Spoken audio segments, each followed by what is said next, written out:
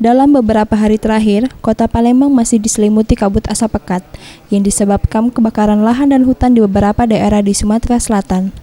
Bahkan Badan Lingkungan Hidup Kota Palembang menyatakan, kualitas udara yang terjadi pada Senin 28 September 2015 masuk dalam kategori sangat tidak sehat, dikarenakan dari hasil pengukuran indeks standar pencemaran udara berada di angka 243.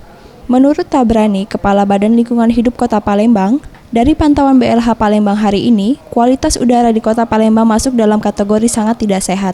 Dikarenakan hasil ISPU sudah di atas angka 200, sementara pada saat Idul Adha yang lalu, kualitas udara di Kota Palembang terparah. Karena masuk dalam kategori bahaya, dikarenakan hasil ISPU berada di angka 322. Ya, kalau kondisi sekarang kami juga sangat prihatin. Kondisi kita sekarang kan tidak sehat. Jadi kondisi ISPU istilahnya, indeks standar pencemar udara, pada hari ini itu mungkin berkisar sekitar 200-an kalau menurut kami. Tapi Tabrani menambahkan, indeks standar pencemaran udara dinilai berdasarkan 5 pencemaran udara utama, yaitu karbon monoksida, sulfur dioksida, nitrogen dioksida, ozon permukaan, dan partikel debu.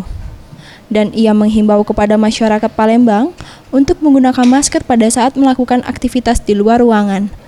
Lady Amanta, Gusti, Sriwijaya TV.